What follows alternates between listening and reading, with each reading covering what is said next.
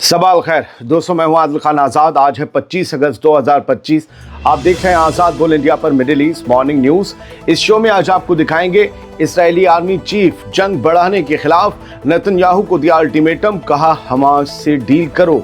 Netanyahu का double game, ऊपर से होस्टेजेस की फिक्र, अंदर से गजा पर कब्जे का नया प्लान। यमन की कैपिटल सना पर इसराइल का हमला, अब तक 6 लोगों की मौत।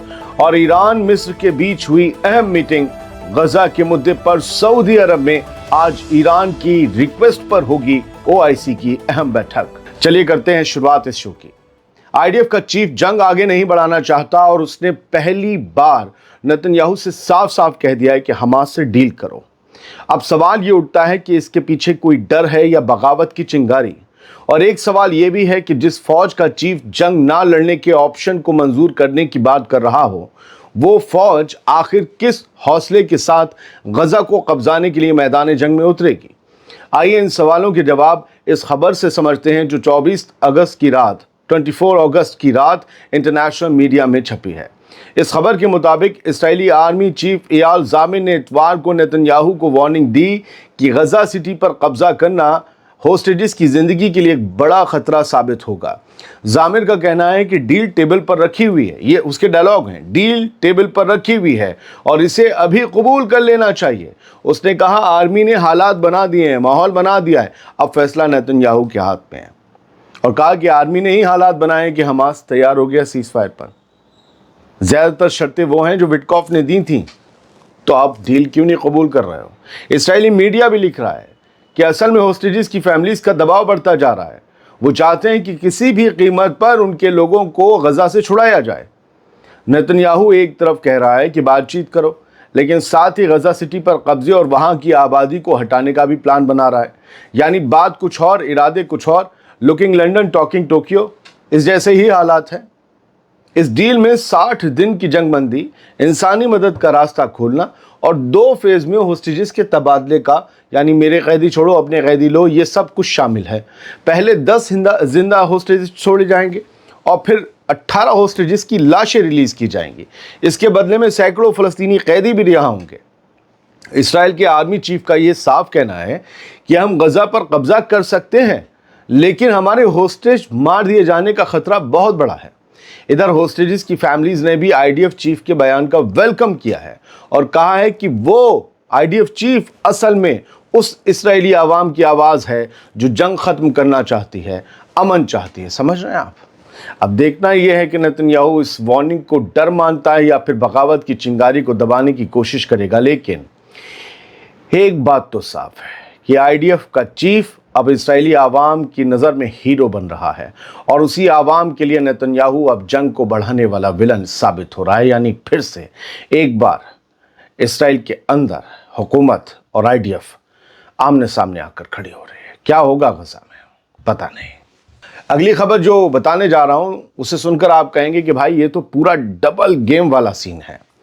एक तरफ 24 अगस्त को इस्राएली आर्मी का चीफ एयाल ज़ामिर खुलकर ये कह रहा है कि हमास से डील कर लो वरना होस्टेजेस मारे जाएंगे, और दूसरी तरफ उसी दिन नेतन्याहू उसी इस्राएली आर्मी पर धौंस जमा रहा है कि गजा पर पूरा कब्जा करो, ये मेरा ऑर्डर है।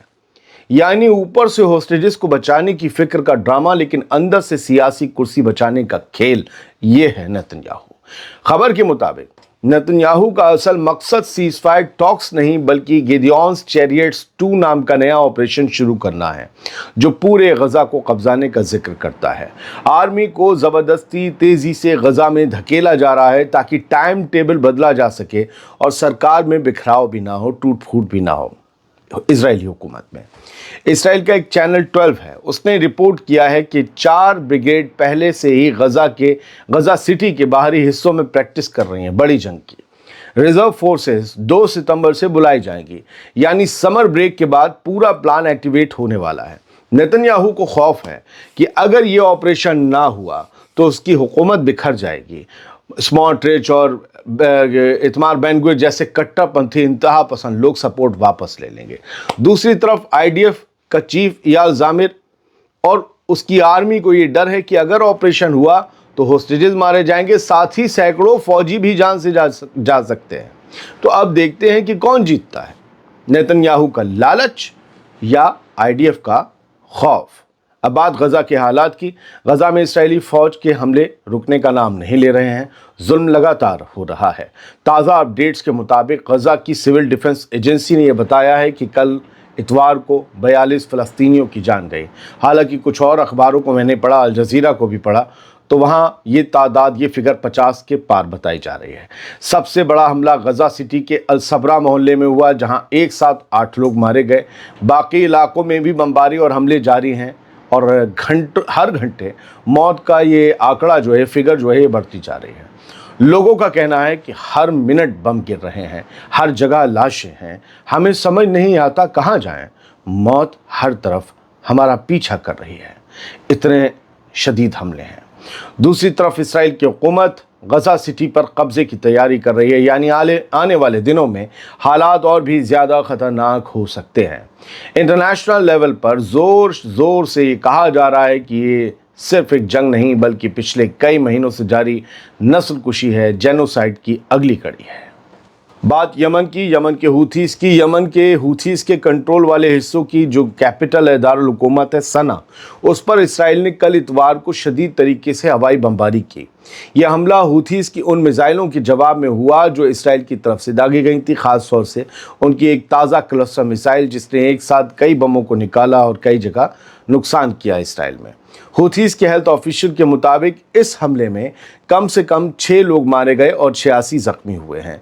इसराइली फ़ौज का कहना है कि उसने जिन जगहों को निशाना बनाया उनमें प्रेसिडेंट के पैलेस वाला मिलिट्री कंपाउंड, 2 पावर प्लांट और 1 फ्यूल स्टोरेज साइट शामिल है। गजा जंग के शुरू होने के बाद से ही इसराइल और यमन के हूथी ग्रुप के बीच सीधी टक्कर चल रही है और यह हमला उसी सिलसिले की ताज़ा कड़ी है।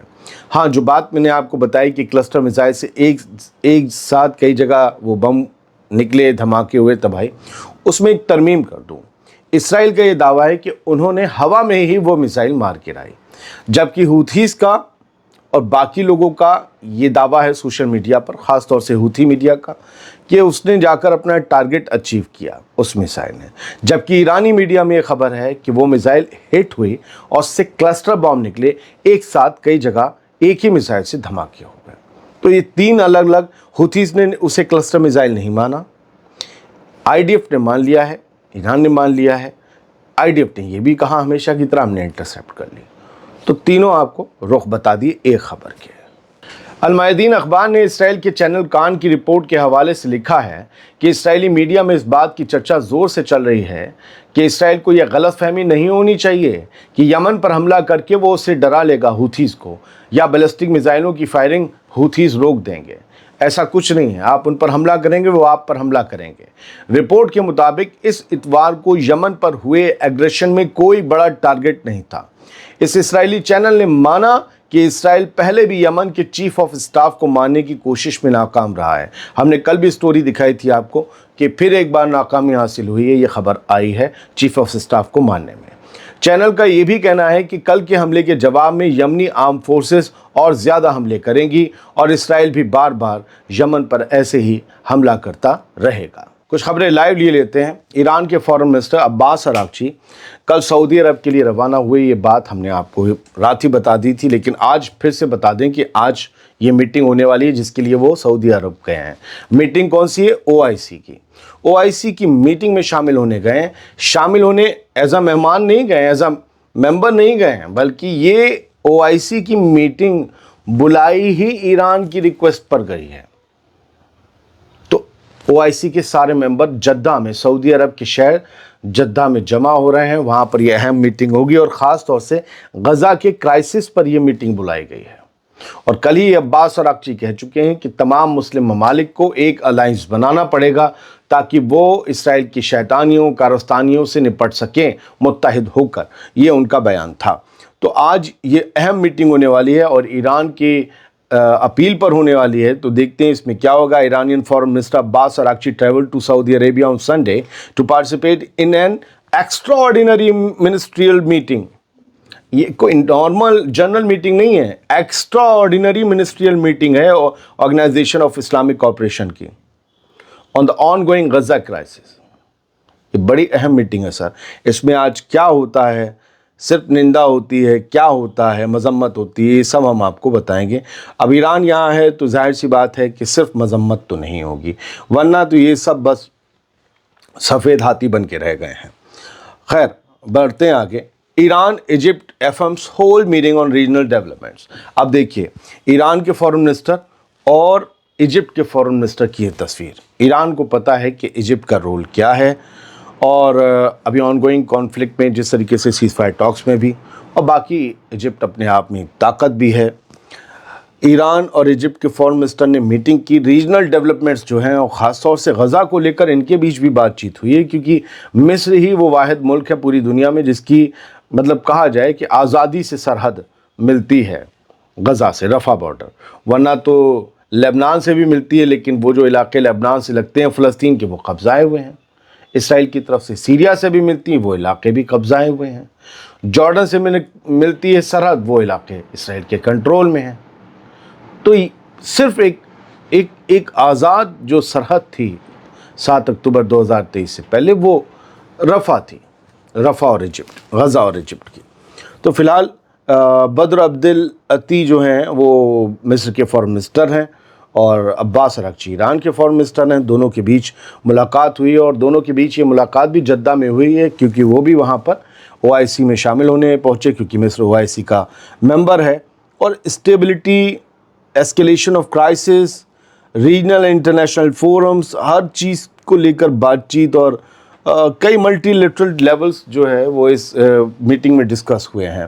خیر سر، آگے بڑھتے ہیں۔ US کے جو انوائے ہیں ٹام بیرک، انہوں نے نیتن یاہو سے ملاقات کی ہے اسرائیل جا کر، لیبنان اور سیریا کے مدعے پر۔ یہ ان دونوں کے لیے اپوائنٹ ایک الگ انوائے ہے امریکہ کا۔ اسرائیلی آفیشلز نے اس بات کی جانکاری دی ہے کہ top US envoy Thomas Barrack, Tom Barrack کا ہو، تھامس ٹام بھی کہتے ہیں، تھامس بیرک جو ہیں وہ سنڈے کو پرائم منسٹر نیتن یاہو سے ملا جا کر سیریا اور لیبنان کے مدعے پر ڈسکس کیا۔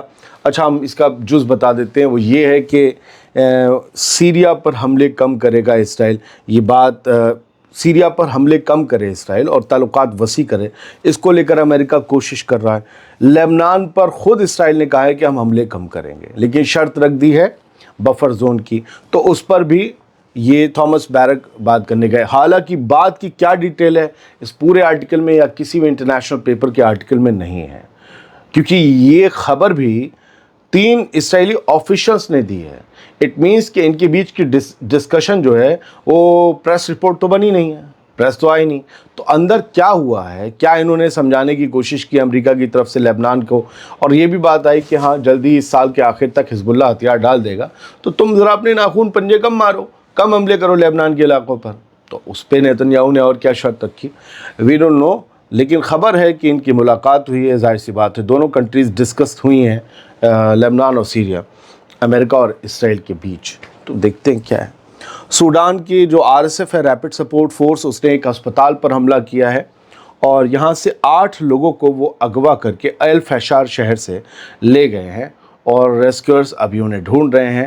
بتایا جا رہا ہے ان 8 میں 6 عورتیں ہیں، 2 بچے ہیں۔ بچے اور عورتیں ہمیشہ سے جنگ میں ہتھیار کے طور پر استعمال کیے جاتے رہے ہیں، کیے جا بھی رہے ہیں۔ تو یہ وہاں کا حال ہے۔ آرمی اور RSF کے بیچ ایک خانہ جنگی چل رہی ہے، یہ باغی گروپ ہے، اور باقی اباؤٹ دا آرمی کیا کر رہی ہے وہاں کی۔ خیر، اب کچھ خبریں میں آپ کو دیے دیتا ہوں۔ اسرائیل لگاتار جو ہے وہ ساؤتھ سوڈان سے بات چیت کر رہا ہے کہ وہ فلسطینیوں کو کھدیڑ کر ساؤتھ سوڈان میں بسائے۔ ہم یہ خبر آپ کو پہلے بھی بتا چکے ہیں، لیکن لیبنان کے المائدین میں یہ خبر آج 25 اگست کو پھر آئی ہے، اور یہ کہا گیا کہ ساؤتھ سوڈان سے لگاتار اسرائیل بات کر رہا ہے کہ وہ غزہ کی آبادی کو اپنے یہاں بسانے کے لیے جگہ دے۔ ساؤتھ سوڈان نے، ہم نے اسی دن اگلے دن آپ کو بتایا تھا رپورٹ دکھانے کے، ساؤتھ سوڈان نے انکار کر دیا کہ ہم ایسی کوئی بات چیت نہیں کر رہے، جبکہ ساؤتھ سوڈان کو اگلے دن اسرائیل نے کچھ مدد بھیجی تھی، کیونکہ وہاں کولرا پھیل رہا تھا۔ ساؤتھ سوڈان دنیا میں بنا سب سے نیا ملک ہے جو سوڈان سے الگ ہو گیا ریفرنڈم کے بعد۔ اب وہاں پر کیا واقعی اسرائیل بسانا چاہ رہا ہے، اور ساؤتھ سوڈان جو انکار کر رہا ہے وہ غلط کر رہا ہے، یہ فیوچر میں پتہ چلے گا۔ اسرائیل کے بلڈوزر لگاتار ویسٹ بینک میں بھی ظلم ڈھا رہے ہیں، اور وہ صرف ایسا نہیں ہے کہ انسانوں کے ساتھ، بلکہ قدرت کی جو اور خوبصورت تحفے ہیں ان کے ساتھ، جیسے کہ پیڑ، उन्हें भी उखाड़ कर फेंक रहे हैं। सिर्फ फ़लस्तीनियों को नहीं, उनके घरों को नहीं, उनके पेड़ों को भी उखाड़ कर फेंक रहे हैं। इजराइल के बुलडोज़र से सैकड़ों पेड़ों को वेस्ट बैंक के कई गांव में उखाड़ दिया। ये फिर से खबर आ रही है, हालांकि हमने रात आपको दिखाया था कि परसों उखाड़े गए पेड़ों को वेस्ट बैंक के फ़लस्तीनी फिर से ज़मीन में जमा रहे हैं, गाड़ रहे हैं। बहुत बहुत शुक्रिया। सलामत रहिए, खुश रहिए।